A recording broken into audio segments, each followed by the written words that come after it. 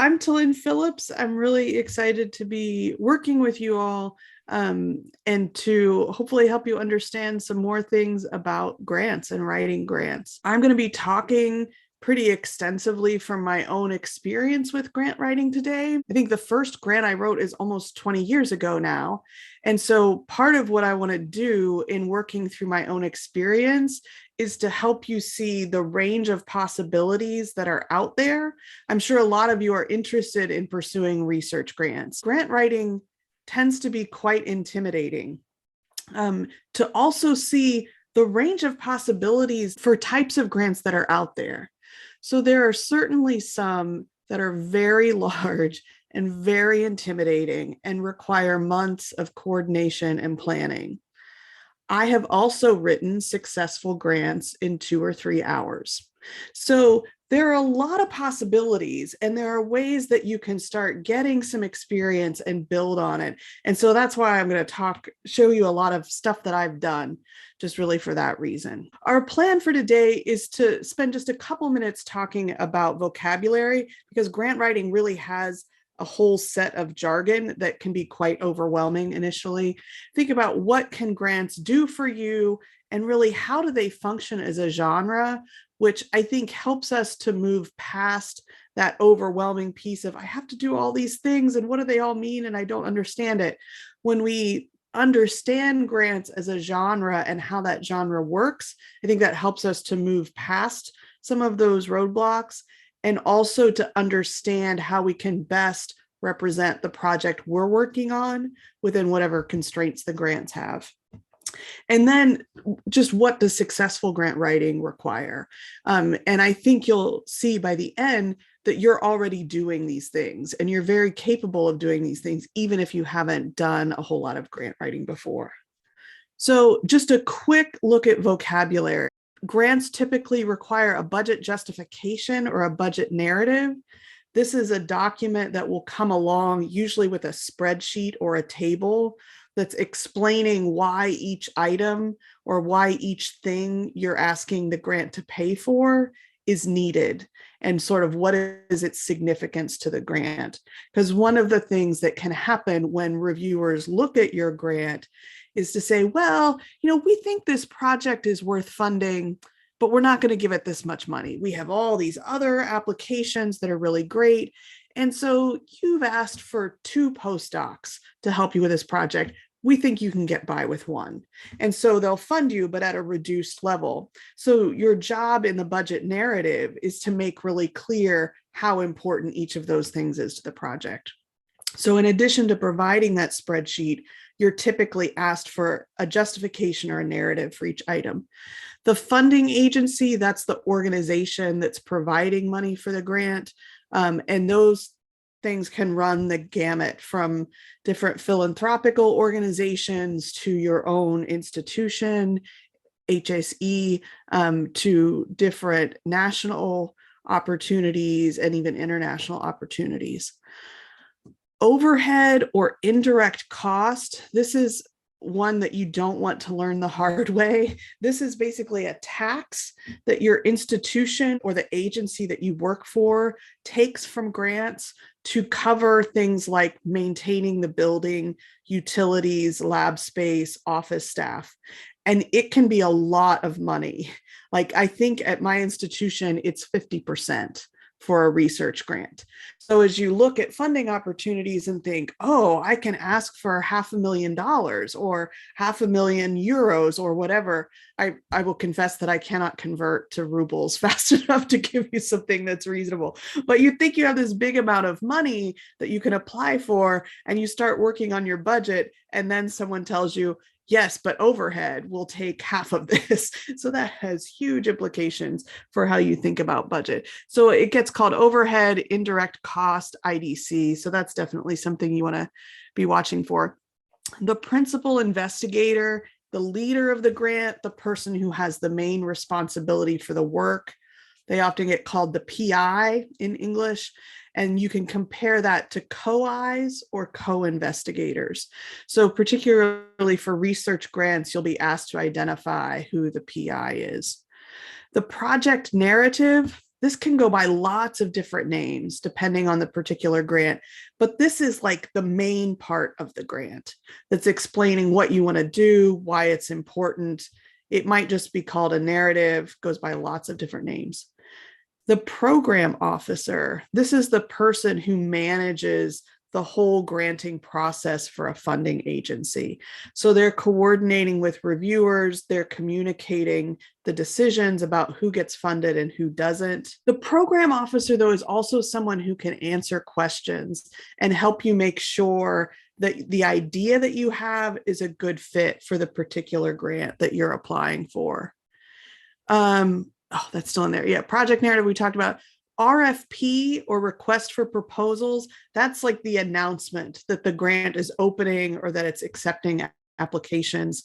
Sometimes it includes the guidelines. They might get listed separately. Some funding agencies won't fund if the indirect costs are too high.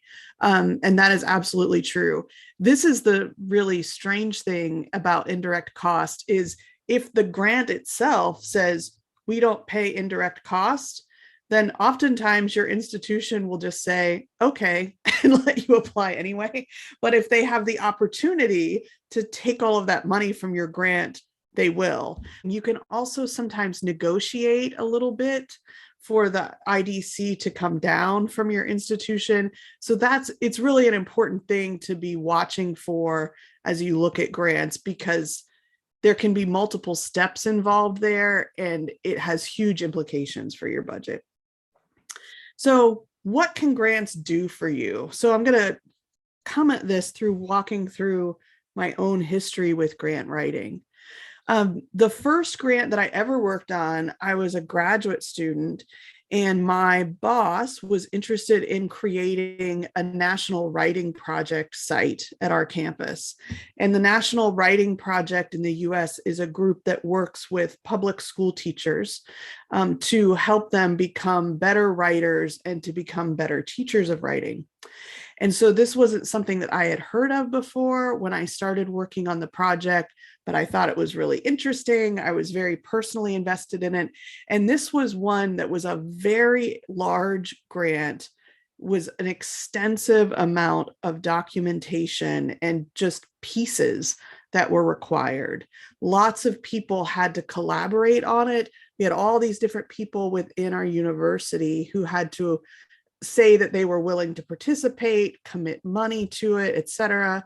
And it took months of work really just to learn what the National Writing Project was and what they valued so that I was able to write a good grant for them.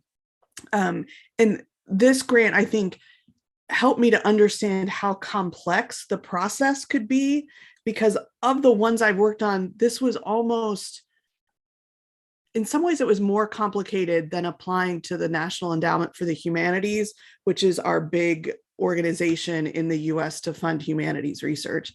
The Appalachian Writing Project was more complicated than that in some ways. And it really taught me about the importance of understanding who the audience was, because I think that made a huge difference in getting this project funded. So another project after we started the National Writing Project site, within that group, we did a small grant to a local organization to help high school students with college entrance essays. And I literally did these in a couple of hours. And so that's one of the examples that you have that we'll look at in a few minutes. So it was really at the complete opposite end of the spectrum of the first grant. But it got us something really valuable and helped to grow this first project that we had developed. The next one was an internal grant to develop a graduate writing and research center here on my campus. This had grown out of prior research that I had done. It was a special grant on campus to help strengthen undergraduate and graduate education, or something quite vague like that. It did require some collaboration across units, and it was a significant document, but it was not overwhelming in that it didn't have 15 pieces like some grants will have. And by the time I got to this, I actually felt quite confident. I knew that I had a good idea. I knew that I had research to back it up.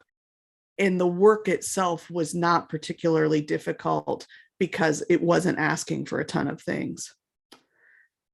Um, I've applied for several grants that were supporting small research projects on things around graduate writing and lifespan writing research.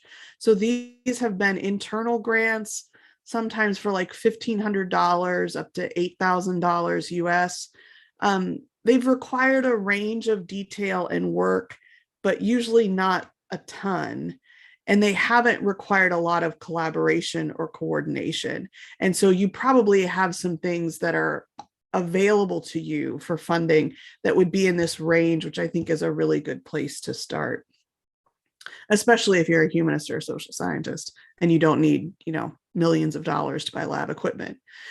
The next project I worked on was a national philanthropic organization called the Spencer Foundation. And there we were trying to get funding to develop an international conference.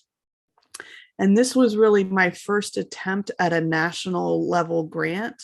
And so I had to do more work to learn how to coordinate with all of the offices on campus that had to approve different things and learn all these different rules. This was when I really learned about indirect cost and overhead. And it was also challenging because we had to develop a project that we would be able to do even if we didn't get funding. And ultimately, we didn't get funding. So that's always a strange place to be in. But I think where we often find ourselves as humanists and social scientists is that there can be so few funding opportunities out there that you've got to develop a project that you can basically self-fund if the funding opportunities don't pan out. And that can be, that's not fun to do, who are we kidding? So this was my first attempt really at working at a national conference or a national funding agency. The last 5 or 6 years, I've gotten different kinds of funding to make a film about training writing consultants. This was, again, building on prior work, but because it was a different kind of project, I didn't understand how to budget it as well. And so it took more work and some consulting with other people to understand what will it even cost to do this thing. And I've now made 2 of these. And on the first one, we totally forgot to budget for some important things. We just didn't realize that we needed to think past the point of filming to pay somebody to do narration and to pay someone to develop a cover and graphic identity for the project. So I learned a lot of things in that project, many of them about grant writing in terms of thinking about the budget. Again, more recently, this was a small internal grant providing dissertation writing retreats for students. This was not particularly difficult because it was an internal project. And again, it was building on prior work. And I think the more that you're able to build on prior work, the easier it feels and the better it looks to funding agencies as well, because they can see you have this track record. And then what I've been working on these last 2 years is a big national grant with the National Endowment for Humanities to support a big multi-institutional research project on lifespan writing research. This has been difficult, even though overall I feel fairly comfortable with grant writing. It's been a new learning curve to figure out the rules to coordinate across multiple campuses and to have multiple people involved. There are things that my institution is willing to fund, but they're not willing to fund somebody else who's not part of our campus to do them.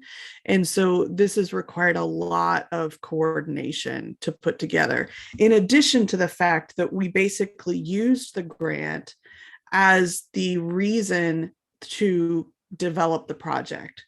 We knew that we wanted to do a project. We'd kind of been talking about it for a while. We came across this grant that had a deadline a few months out and said, well, let's go for this and let's use it to figure out what we're going to do. And so that's what we did. We worked a lot through the fall to develop a project. and we submitted it, and we didn't get the money, which was what we expected, but we got some feedback. We were able to continue developing the project. We've resubmitted for this year, and we're waiting to see what would happen. So a few things: it can fund our research, it can supplement our salaries in different ways, it can strengthen our CVs, our reputation, let us pursue new interests that otherwise would just cost too much to do, help to foster collaborations between different groups. It can help us create all kinds of new programs and services for our students or for other people we work with, help to generate evidence for new programs or services, and also provide the impetus to develop new projects and move in new directions. So lots of possibilities, lots of different ways that grants can help us do new things. So we're going to talk now a little bit about grants as a genre. A genre is a kind of text that's created by groups of people to more easily respond to situations that occur over and over again. So if you think about the CV or the vita or the resume, which are pretty similar, those are a genre that was developed by people because employers wanted to know, well, what can you do? What has your history been? So you can think there are lots of different ways that you could explain this to people.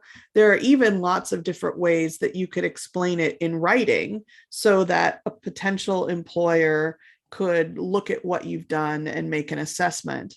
But by over time developing ways to make these documents look similar and sort of expect the same things of everyone, it creates some standardization, and it makes it easier for a reader to read and to assess what's there. And so this is part of what genres do when people find themselves in the same kind of composing situation over and over again. Over time, we develop genres, and over time, those genres can change as well to meet the needs of that audience. So text might be anything: writing, film, music, speeches, and more. TED Talks are a spinoff from the speech as a genre, but it's something that grew up because we had much more technological capability. And so somebody got this idea for a platform, and then suddenly it just proliferates and proliferates. And so more and more people are doing them. So different kinds of things can trigger changes over time. And when we talk about doing it easily, it's like, can we just do it the same way every time? It would be easier if we didn't have to make up what this was supposed to look like. So how can we do this the same way every time so that it's a little bit easier? So then when we think about the grant as a genre, part of why it's intimidating is that this is a pretty high stakes, inflexible genre. There are some genres that I talk about being very flexible or very capacious. So if you think about a novel, if a novel has beginning, middle, and end, maybe not even in that order, if you look at postmodern novels, if it's got some characters and if it has a plot, even a bad plot, we recognize it as a novel. We may not recommend it to our friends, but it could be all different kinds of lengths, all different kinds of numbers of characters and different things, plots and subplots, but we're going to recognize it as a novel. The novel is a pretty capacious genre. You can do lots of things in it. A lot of times I teach memoir to my students. It's a genre that I really like to read.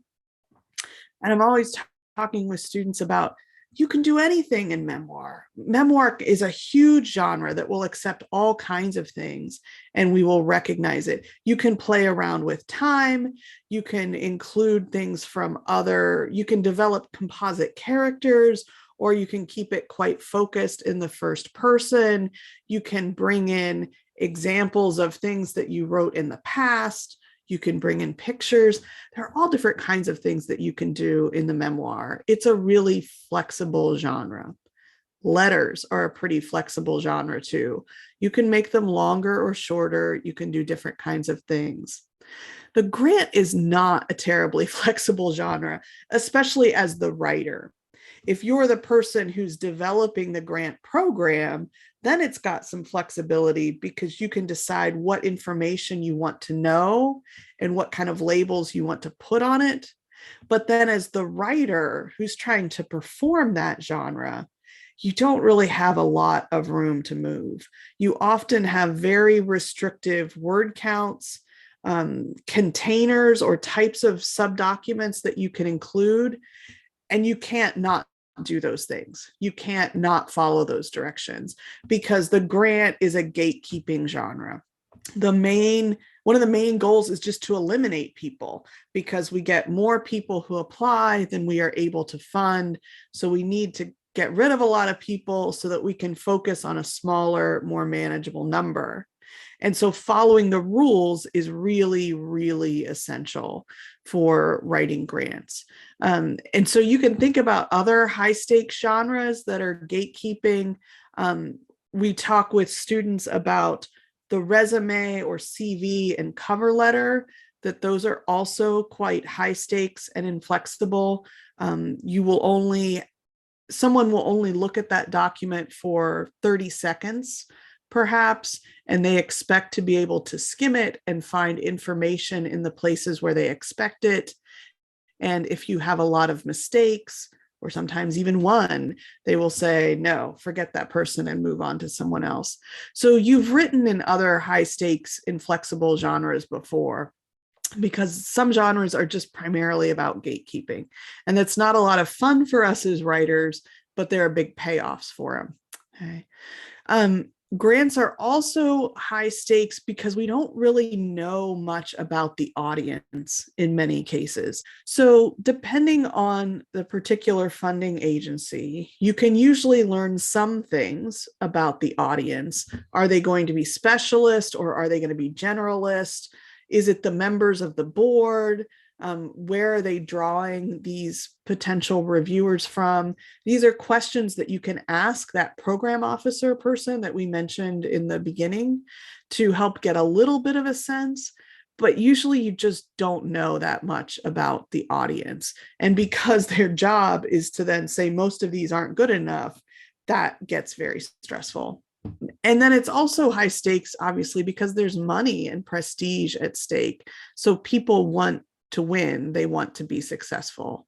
So if we sort of summarize where we're up to now, grants can support lots of different kinds of project, your research, your teaching, and things that would just help other people in your community, maybe in your children's school, different people suffering from social inequality in your community. But they're a rigid and high stakes genre, and lots of people don't do them. And so all these things together make them feel pretty inaccessible. So we feel the gate as we ponder, are we going to submit this grant or not? But I think that there's a set of questions that grants need to answer, and understanding those questions can really lower the barrier and make it become much more accessible for us as writers. Because especially for research grants, it's not asking you to do something completely new. It's just perhaps asking you to put the work you're doing in different kinds of frameworks or to think for a different audience. So if you were with us a few weeks ago when I was talking about rhetorical moves and abstracts, I'm not quite ready to call these rhetorical moves. I think probably they can be collapsed a little bit more. And so I thought it might be, I need to think about it for a while longer before I'm ready to commit. But I thought it's helpful to think about it in terms of questions that the grant needs to answer. I think that gives us a lot more agency as the writers of grants to think about, so what do I need to do? And then to think about where within these guidelines that I've been given, can I answer this question? So what's the project? And this is something that will usually come right at the beginning. You might be asked even for a separate abstract that makes that clear, or something that's called like a statement of the problem to explain what it is you're planning to do. You'll usually be asked for something about the context. For a research grant, that's going to be a version of a lit review. for different kinds of social oriented grants, those could be things about what is the population of this area we're trying to serve? What things do they not have access to? How do they compare to national or state averages?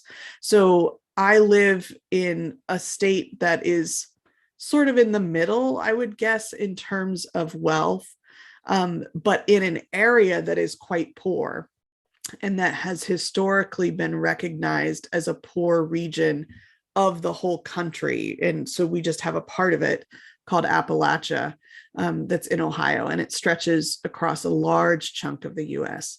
So it's well understood that Appalachia is poorer in general than the rest of the country.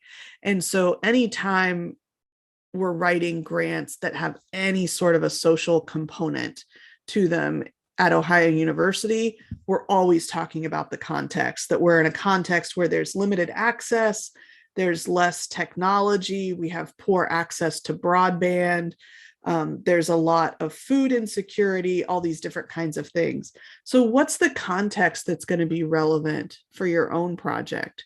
And this might include past work that you've done as well, if you've done pilot studies or something else. Why is this work important? And this is going to be, this and number 4 are going to be the bulk of what you do. Why is this important? What is significant about this? And then what is it exactly that you're going to do?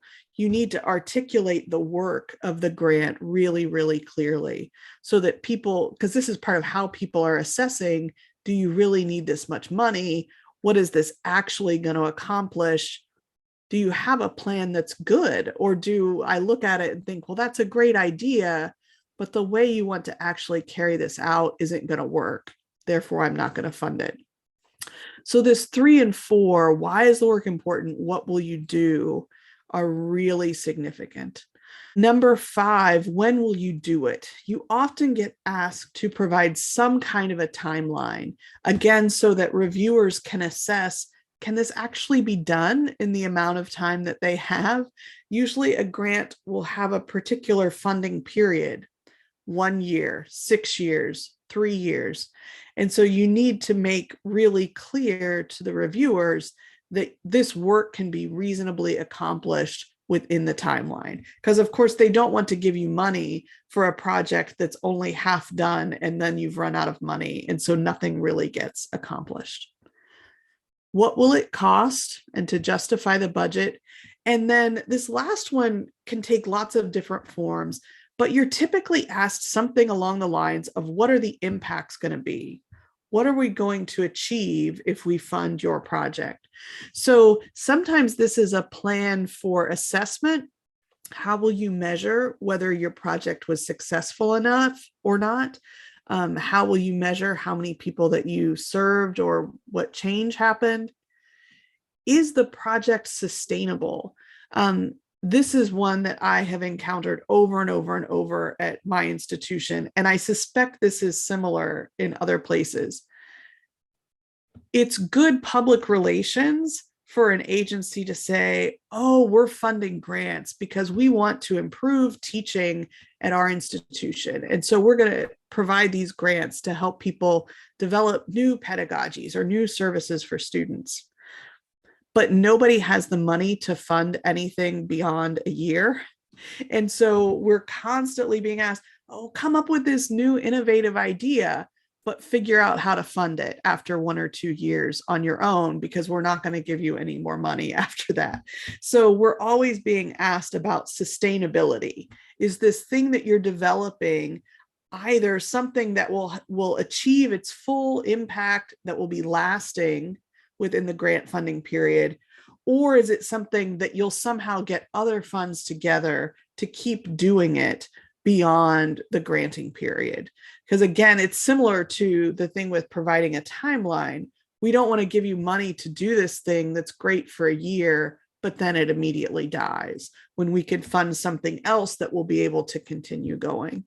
And I think that funding agencies also kind of operate under this fantasy that we'll give people the startup money to get a project going, and then it will just magically continue. They'll figure it out. There will be other funding sources out there that will take care of it.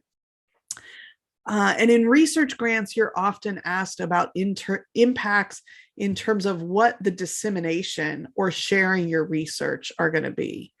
The grant that I'm working on now, that I submitted in the winter for the National Endowment for the Humanities, a condition of the grant is that we submit a full book manuscript by the end of the funding period. They want to fund books and special issues of journals. And so we had to provide in great detail how we were going to get this project done in enough time to put a book together and get it submitted. So you'll often be asked to talk about particular conferences that you're going to go to, or to basically guarantee a certain number of articles and where you would publish them. So you'll almost always be asked about impacts. You could be asked about all three of these things, depending on the grant, or you might only get asked about one. This is one thing that varies quite a bit from grant to grant. You'll get asked to perform some or all of these within your grant application. They may ask you to put them within different subgenres or documents or containers. Ron's making a good point here that the products, the impacts are often called deliverables. I think particularly if you're more in the business world or within philanthropic organizations, we'll be asking about the deliverables. Yeah, that's another important point to know. So you'll be asked for these different kind of containers or pieces, an abstract, a narrative, or a project description, the sustainability plan. So your job then as the writer is to take whatever containers that are given to you in this particular grant and figure out how to answer all those questions within them.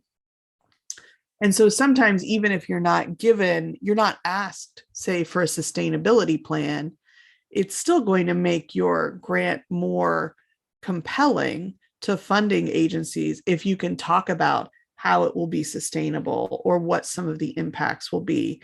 And so even if you're not explicitly asked for some of these things, you might want to look for ways to fit them in as a way to make your project look stronger. So we're going to take a look now. These are the grants that I mentioned early on that I wrote in 2 hours that we got to help some local students to get some help with understanding how college admissions essays worked. So in this particular example, you can see this was from like 2009 or 2010 that I would have submitted this. I don't have the guidelines anymore, so I can't remember what I was asked to do and exactly what the limits were in terms of what I submitted. But it clearly had to be short because I submitted 2 or 3 of these and they're all kind of a page and a half. So question 1, sort of, what is this project? I will claim that I stated it very clearly in the first paragraph. I think the advantage of this one is that it's a pretty simple grant. So what is this project? It's stated really clearly there in the project description. And also kind of in the title. And again, as we were talking a couple of weeks ago, if you were here, about the importance of titles, I'm using that title to reinforce what this project is going to do. Question 3, why is the work important? I think comes into play in this last piece of the grant, anticipating short and long-term impacts. Question 4, what will you do? That's basically the rest of the project description and trying to make very clear how many students could be impacted, exactly what it was that we were going to be doing in order to help students learn how a college admissions essay worked. And then question 5, I don't think it did ask for a timeline. I think it just asked for the start and end date. So that was very simple. This was all it wanted in terms of a budget, and it wasn't that complicated of a project. So there wasn't a whole lot that needed to be included there either. The last piece, 7, part of this anticipated impact, I think addresses 3 and 7. So in this case, move 2, I think, wasn't needed because we were applying to the Foundation for Appalachian Ohio. And so the context was very clear because you had to be in Appalachia to apply. So we didn't really need to spend time trying to clarify that. If I had had any more space, I certainly would have, but I don't think I did here. Questions 6 through 8 weren't really requested in the application material so much. So that was something where I had a little bit more flexibility. Yeah, Ron? Yeah, I'm curious, because I didn't see the actual RFP, and I was wondering if in the wording of the RFP, was there anything about sort of a social justice element in the project? Because it seems to me that there is a clear importance to extend that help to a population that normally wouldn't be able to put together, for whatever reason, may have the academic aptitude, but just are unfamiliar with the genre. And Right. as you know, there are like these parents, richer, better off families that can even pay for people to write their essays for them. And so the reason I asked that if there was something in the RFP wording, because if there wasn't, I was wondering if maybe it would have been worth it to put something in there at the very beginning as a kind of claiming of centrality in the first sentence. Even though obviously this was a successful application because it was funded, it just seems like I had this gut feeling that I would put that in there as a social justice element, unless it was already in the RFP language, in which case it would be implicit anyway. Yeah, that's a good question. These were sort of strange because it was actually Walmart, which is a really big store corporation in the US, that was funding them, but Walmart had given the money to different regional local organizations to actually distribute. So I feel like the Walmart language was really, really vague about supporting education or something. But the Foundation for Appalachian Ohio very much has a social justice bent to it. So I think that's probably why I didn't include it. But yeah, I really wish that I had kept for teaching purposes, I really wish that I kept that RFP, because this is so easy to work with in the kind of time that we have available. But yeah, I mean, you can certainly see that that's implicit here, but I don't ever state it. And so whether that was because it was in the RFP or I just kind of assumed that the Foundation for Appalachian Ohio already got that, I don't remember now. So last part, what does successful grant writing require? So I think really it requires planning, tons and tons of planning. And a part of that is knowing your audience. But after that, a lot of it is about following instructions and just being persistent and being willing to reapply. So we've now applied 2 times for this National Endowment for the Humanities grant. I don't know if I know that we have a much stronger case this time, but they're only funding 10% of the grants that are submitted. So maybe we'll get it this time, but if we don't, we're going to apply again, so being persistent and using whatever reviewer feedback is really important. So we're going to talk through some of the tips basically that I've developed over time. I'm going to move a little bit more quickly through here because some of this stuff has already come up earlier, and you can go back and refer to the slides later as well. The initial planning is just so huge. When is that submission deadline? And then working backwards from that to figure out, when do all these things have to be done? What pieces are you going to need to submit? Are you going to need certifications, letters of support, approvals from different people? And you have to allow time to ask for all of those things and for all of them to come into you, or for a third of them to come into you, and then you have to ask people for them again in order to get them all. And this, I think, is one of the most stressful parts, because a lot of it is out of your control, and you have to kind of be harassing people who are often your boss in some way in order to get these things. One trick that you can do here is to do as much of the work for those other people as you can, like to draft the letter of support, give it to them, and say, I've provided this for you to remind you of, what this project is. Of course, adapt it in any way that you see fit, but I thought this might make the work easier for you. Looking at the reporting requirements, the Foundation for Appalachian Ohio didn't require any report afterwards. Lots of grants, research grants, I think almost always will. What are you going to be asked to report later on? What different kinds of institutional rules are going to impact your submission? It's pretty common, I think, for the institution to require things a certain number of days or weeks in advance of the deadline because of all the processing that they have to do. Who is going to need to approve everything? How much lead time do they need? And are they going to be available when you need them? So this is something that I feel like has gotten better in the US and probably globally, that you used to have to submit paper copies with physical signatures on them. And so with the very first grant, the National Writing Project, I can remember carting, I think we had to submit 3 copies, carting this box of copies around campus in the rain to get the dean and the provost and all these people to sign it so that I could take it to FedEx and get it submitted.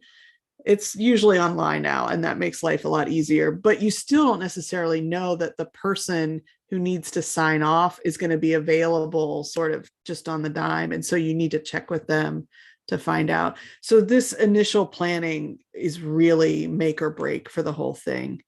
And then along with that is learning your institution's resources and rules. Do you have a research office? What services can they provide to you? Can they help you to identify funding sources, or potentially an internal reader who could help you with your project before you submit? What kind of rules do they have about overhead, about supporting graduate students through the grant, about course releases or buying out teaching? What kind of signatures are needed? I found out at some point, I think in submitting a grant, that I also had to do conflict of interest training. And so that was a new thing that I had to go through and provide the submission before the grant could go in. So what are the institution's rules and resources? And then, like, I cannot stress this enough, to pay attention to the grant guidelines. I was teaching my class, my undergraduate class, some of this stuff a couple of years ago, and I invited in one of my friends who has been a professional grant writer at some points. And I said, so what's your advice? What's the most important thing you would tell somebody who is new to this? She said, reread those guidelines over and over and over, because some of them are so complex. There are just so many little details about the margin and the word count and the font size. And it's very easy. I mean, I think it's almost essential that you will miss something. And so you need to keep going through those guidelines 3, 4, 5 times in order to make sure you've done it. And you do it at the beginning and you think you followed them, and then you go back and check them again, and then you go back and check them again, and then you go back and check them one more time before you submit, because your whole project can be thrown out on a really small technicality like that. You want to make sure that you're clarifying the roles of everybody who's participating, which person is the principal investigator, who's the co-investigator, what is everybody contributing to this project? Is your faculty contributing something? Is your college or dean's office contributing something? If you're partnering with another organization, what are they doing? And then successful grant writing also requires knowing your audience. And as we talked about earlier, this can be kind of a tricky thing to do, because you usually will not know for sure who the reviewers are going to be. But there are some things that you can do to kind of help yourself. I think one of those in research grants is to make sure that you're focusing on the project that you're doing and not get carried away with the literature. You've got to think about what research the audience is probably already familiar with, where you're going to need to explain more. So this is something where you might want to ask the program officer, is this a specialist audience or a generalist audience? Who's going to be reading this? I think for newer researchers, we can get really tripped up here in thinking about our dissertations, where the literature was a whole chapter, and now somehow you need to make sure that it's often the case that the literature or the context is going to be in the same part of the grant as the whole project. And so you've got to figure out how to get enough of the research in there that it's convincing to your reviewers that you know your stuff, but without letting it overwhelm the project, because the project is what's ultimately going to convince people to fund the grant. So it's very easy to let that literature get bigger and bigger and bigger, and then leaving less and less space for what your actual project is. You want to be thinking about how you can show your fit or your alignment with the grant and the agency that you're applying for. How is it a good match for this funding agency? Why is the project important or worth doing? Who's going to benefit? Why are you in particular the person who should do this research? And maybe why is this setting a good place to do it? Is there something about your institution or where you're located that can make this research particularly effective? This is something that we've struggled with a lot with the NEH grant that we've put together, because our work is straddling the social sciences and the humanities. And we know that the National Endowment for the Humanities does not want to fund social science research because they don't have that much money to begin with. And so we spent a lot of time trying to make sure that our project came across as a humanist project, and to align with some particular funding priorities that they had identified. And then making clear that what you want to do is actually achievable. You want to show any groundwork that you've already done to prepare for this. Are there pilot studies, needs analysis, other local research perhaps that's happened? Do you have previous presentations or publications? It's important to make explicit if you have approval from an ethics board at your institution. Make explicit any permissions that you've received from partner agencies so that the reviewers can see, yeah, everything is lined up here. These guys are ready to go, and they're not going to have problems carrying this work out. Then make that budget and justification really clear. You really want to think about how you're formatting it so that it's very readable. You want to be using past work to strengthen the grant, not to undercut the need for the project. And so those specific details can make a big difference there. The only comment I would add to that is that would be especially powerful if they have been validated by any kind of disinterested party. So Yeah. it's presented at a conference anywhere or a seminar, or obviously if it's been published in a journal of any kind, then that would really add strength. In terms of the budget, a few things you need to think about: making sure that the calculations are really clear. Sometimes you'll be asked to submit like an Excel spreadsheet. Other times I end up doing this within a table in Microsoft Word, which always makes me nervous. But sometimes that's the easiest way to fit it in if you're being asked to submit one document. But as I was saying earlier, make sure that you are arguing for the value of each item, especially if there's something that is just make or break for your project. If I don't have the funding for this piece of equipment, the whole thing doesn't work. So you want to make sure that reviewers can see that. Oh, and to also make sure you, at least in the US, you would have to account for benefits as you think about salary. I'm not somebody who works with benefits very often. And so I usually have to call someone else on my campus in order to figure out, so what exactly is the rate and what do I have to include here and what don't I have to include? Ron, you want to go ahead? Yeah, just one quick comment. I saw all your recommendations and your tips, and I would just add one to that list, which was great. I second everything that Talinn wrote there. But one I had to learn the hard way, I would add, is that you shouldn't be afraid to ask questions. So when you see an RFP and you're not sure about something, I'll give you a specific example of an unsuccessful application that I had recently, where It was, there were going to be some fellows sponsored by the Fulbright Commission.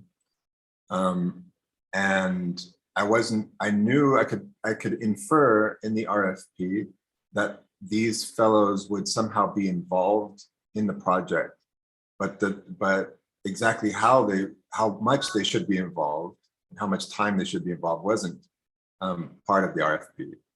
And instead of me asking them, which I could have done, saying, is there a maximum number of hours that these fellows should be involved in the project? And is there a preferred nature of their involvement in the project? Instead of asking those questions, I just guessed. I took the lazy route, and I just sort of put it in, kind of guessing. And sure enough, my project, my application came in second nationally because of that. That was the tiebreaker, was that the other person probably had asked those questions and got funded. And the one negative comment was made was that it wasn't clear how many hours the fellows were going to be included in the project, and that was it. And I just didn't ask the question. So I mean, really, I think if you're not sure, I would definitely add that in there. Don't be afraid to ask questions of the contact person that's listed on the RFP. Yeah, I think I have often been reluctant to do that as well. I know my husband, because he's in the sciences and they have all kinds of money there, he knows all of his program officers and he's having conversations with them several times a year. And so it is very natural to him if he would have some kind of question to ask. But in the humanities, I think that, or the social sciences, it feels like, I don't know who this person is, and I don't want to make a bad impression with them. And what if I'm asking a stupid question? But yeah, that you don't know how good the guidelines are, how well they've accounted for everything. And so, yeah, I think it is smart to ask. I think the best advice I can give you is that you need an outside reader. Because I think with a grant, more so than with lots of other genres, as you say, you're trying to cram so much into this tiny space, and you're usually working with a much bigger project, and it becomes impossible to assess on your own, have I made this project clear? And so you really need to have somebody else's eyes on it to see where are the holes, where are the things that you didn't explain. So I think that is my biggest advice, is it doesn't necessarily need to be someone else who is a specialist, but just someone who will be able to understand it and can read through and say, well, but why are you doing this? You never explained this, or I don't understand how these things are connected. Because I think we're just never able to do that for our own projects. You just get too much tunnel vision, we say, and can't see it. My other piece of advice is somebody is always going to complain about a source that you didn't cite. It's like inevitable. Somebody will always, whoever the reviewer is, when they read it, it triggers this particular paper or book for them. And they're always going to gripe about, why wasn't such and such? So I think you can't win the I'm going to show all the relevant literature. What you want to do is avoid losing in a big way by by making it look like you have no idea or you haven't considered anything. So I think, and this is one of the things that I've kind of learned over time too, is like, you just got to expect that you're going to take a hit there. Actually, I was working on a book proposal with a friend a couple of weeks ago. And I said, wow, we don't really have much here in terms of the lit review. Do you think we should expand it? He said, you know what? This is my secret. I'm going to leave that really minimal and let them complain about it, because they're going to complain about something. So we'll just let them complain about that. It's not going to make or break the whole proposal in this case, but it gives them something to feel good that they've offered us some criticism. And I said, you're brilliant. You're definitely going to do that. Because somebody's always going to complain. So I would really encourage people to shrink it, make it clear that you know what you're doing. But you need to sell that project. You need to get the reviewers invested in what this project can do, what we can learn, and to spend your space in that way. Oh, and yes, just a plug, of course, for the Writing Center. Exactly. Um, it always helps to talk about any kind of writing with somebody else and a second set of eyes, and you have a great resource right there at HSE. So Absolutely. We can take a look at this sort of as a group. I've given you the guidelines for this Ohio University Research Council grant, just to give you a little bit of practice, especially if you're new to grant writing, with wading through the guidelines and trying to pick out the relevant information. So I'm going to give you a few minutes to look through these. And then I would recommend that you underline the language that you found that you think addresses this question. So why does the grant exist? What's this organization valuing, and sort of how do you know that? What do the guidelines tell you about who the audience is? And sometimes you'll also get information about how competitive it is, which is actually really useful to perhaps ask the program officer, because you can decide, this is really competitive and it will take me a lot of time to get this together. And so I'm going to not apply for this because my odds of getting funded are low, right? Or maybe the odds of getting funded are low. And so you plan up front, I'm going to be submitting multiple times, and that's just part of the process. What are the major components or containers that you need to submit with the grant? What is it asking you to turn in? Do you see any requirements about discussing sustainability? And do you see any requirements about reporting? So I'll leave this up, give you, let's say, 7 minutes to look through those OURC grant guidelines that came to you, I think, this morning, so that you can see which questions you're able to answer there.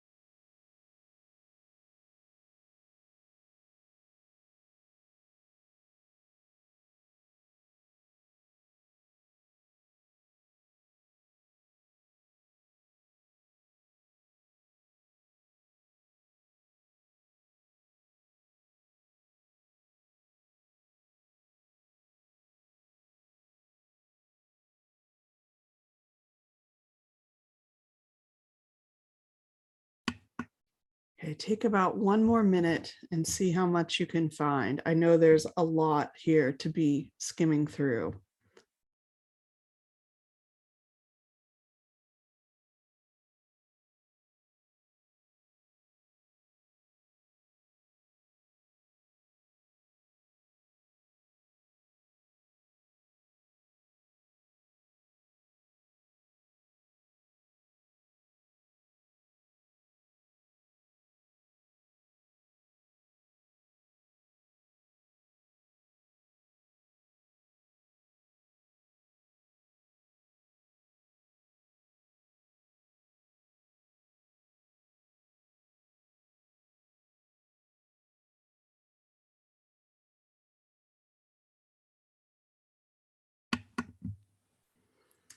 Okay, so I shared these with you all, part so that you could see a set of guidelines, and also because I'm a little bit more familiar with them. But I think mostly this is a pretty small grant. It's capped at $8,000. Um, but these guidelines are pretty intense. There's a lot here. And I think if you look at some of the big, for much larger grants that have a national presence, you will find the guidelines are not really more difficult than these are. So as you looked through quickly, what did you find for number one about why the grant exists, why what the organization values? Anybody just want to raise their hand quickly and comment? The grant exists because it wants to support the new research, Mhm. especially for the new faculty. Yes. So we don't get a ton of information about this, but we do get some in the statement of purpose that at least kind of makes this clear. As you keep reading, you also get a little bit more information to explain this. You can also, we didn't have time to do this, but I would certainly encourage you to, if you're applying for a grant, to really do some digging on the website and see what the organization says about itself.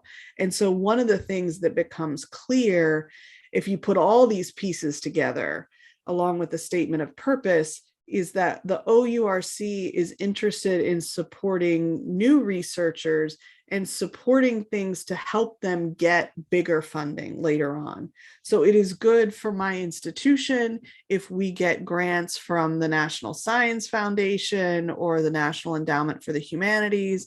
And so they want to help seed those projects. I think Ron used the term earlier in the chat about priming the pump to get things started. And so that's really what these grants are trying to do. But they don't give a ton of information up front. You have to kind of piece it together through the whole process.